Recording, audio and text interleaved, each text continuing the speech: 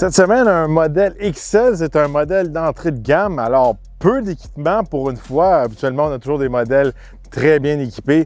Cette semaine, entrée de gamme et aussi entrée de gamme aussi chez Ford. On se rappelle que chez Ford, il n'y a plus vraiment de voitures. C'est rendu toutes des camions ou des VUS. Côté camionnette, c'est vraiment le plus bas qu'on peut avoir du côté équipement et aussi côté grosseur. Maverick a un modèle qui est assez intéressant. Il vient un peu prendre la place de l'ancien Ranger. Si on se rappelle, en 2010, ils ont arrêté de faire le plus petit format de Ranger. Maintenant, le Ranger est plus gros. Il y a beaucoup de personnes qui voulaient quelque chose de l'ancien gabarit, de l'ancien Ranger. Maintenant, on le retrouve un peu avec le Maverick. Sous le capot du Maverick, on retrouve un 4 cylindres de 2,5 litres Atkinson, bon pour 191 chevaux vapeur et 155 livres-pieds de couple. Ce moteur est jumelé à une transmission CVT et est disponible seulement en traction avant. Malheureusement, pas de système intégral pour le modèle hybride. Si on veut le système intégral, il faut changer le moteur pour le 2 litres EcoBoost. Bon, je vais tester l'accélération avec le Maverick hybride. C'est sûr et certain, c'est un modèle à vocation plus économique. Je peux changer les modes quand même. On va le mettre en mode sport, voir si ça change quelque chose. C'est sûr que je ne m'attends pas à un miracle de ce côté-là.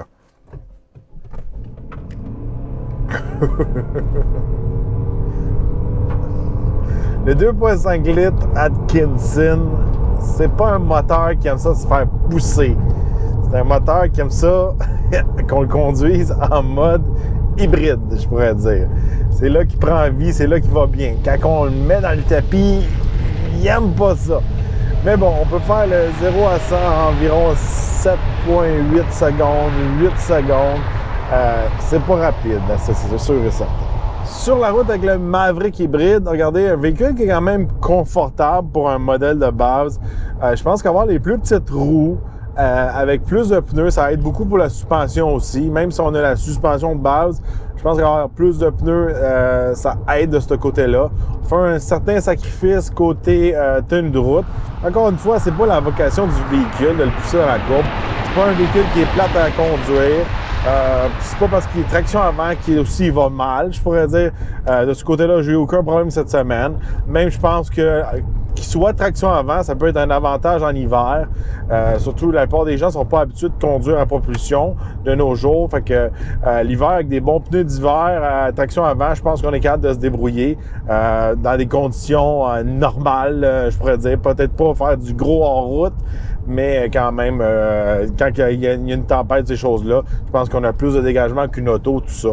La conduite se fait bien. Regardez, le Maverick est fait sur la même plateforme que, regardez, le Escape, la Focus qui se vend en Europe, ou encore le Bronco Sport. Alors, c'est une plateforme qui est un petit peu plus axée sur la conduite normale. On se sent moins dans un pick-up, je pourrais dire. On se sent plus dans un auto avec une boîte à l'arrière.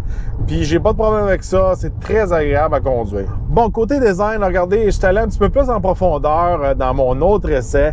J'essaie un modèle qui est plus équipé, Lariat, avec le groupe FX4, avec le moteur EcoBoost. Vous pouvez aller voir cet essai-là. Je vais plus en détail sur tout le camion. Là, aujourd'hui, on a vraiment le modèle de base, le modèle XL. Alors, on a des roues en métal. C'est pas tout le monde qui trouve ça beau, je pourrais dire. Mais regardez, ça fait partie du package de base. Puis, souvent, on voit pas souvent ces modèles-là. On voit à la télé à partir de tel prix, mais on voit jamais vraiment le modèle qu'ils sont basés dessus. Mais cette semaine, on a vraiment le modèle qui disent à partir de tel montant, ben c'est ce modèle-là que vous avez, puis c'est les équipements qu'on a.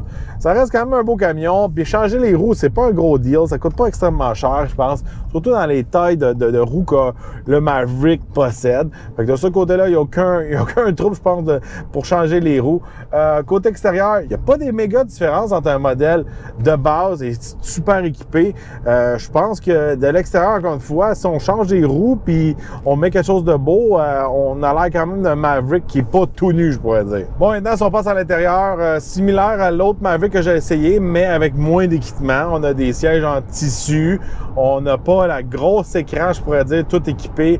On n'a pas un chargeur sans fil, on n'a pas Apple CarPlay, Android Auto, de ces choses-là.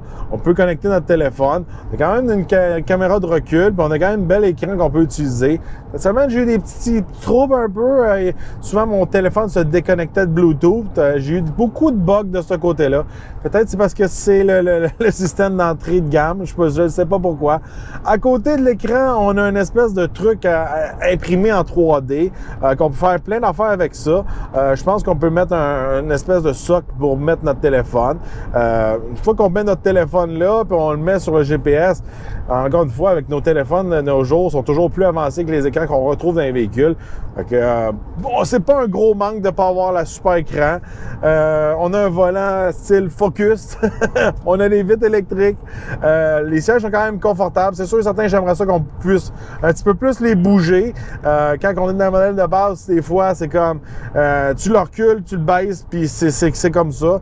Le siège est un petit peu comme ça, je pourrais dire, là, comment que je l'ai positionné. J'aimerais ça pouvoir jouer un petit peu plus avec pour le confort, mais c'est pas terrible de ce côté-là. On a des bons vieux cadrans devant nous, on a des tailles au milieu, tout ça. Mais à part de ça, regardez, tout est facile à utiliser. C'est très fonctionnel. C'est vraiment style Maverick, Bronco Sport, je pourrais dire. On peut mettre des grosses bouteilles dans les portes, c'est pratique ces choses-là. On a une roulette pour embrayer notre véhicule. Si on passe à l'arrière, c'est quand même décent. On peut emmener des adultes, des enfants. C'est sûr et certain que moi, je rentre pas nécessairement en arrière de moi-même, mais pour la taille du camion, c'est très décent. C'est sûr et certain, regardez, là, cette semaine, un gros manque dans ce modèle-là, je trouve, c'est il n'y a pas de cruise control. On a une espèce de système pour garder entre les lignes. On peut changer nos modes de conduite.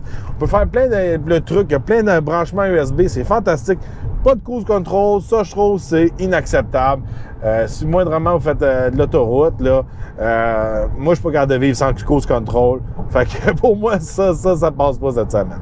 Côté capacité, même si on a le modèle de base avec le moteur un peu plus à vocation économique, on a quand même des bonnes capacités. On peut tirer jusqu'à 2000 livres, puis on peut mettre jusqu'à 1500 livres dans la boîte.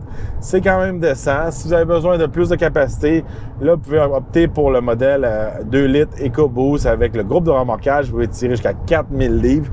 Mais pour un petit modèle traction avant, hybride, tout ça, 2000 livres, c'est quand même bien. Bon, côté économie d'essence, cette semaine, c'est la grosse question. Moi, je trouve que ça a très bien été cette semaine. J'ai fait du 5,9 litres au 100 km. Regardez, pour un pick-up, ça rivalise avec des autos.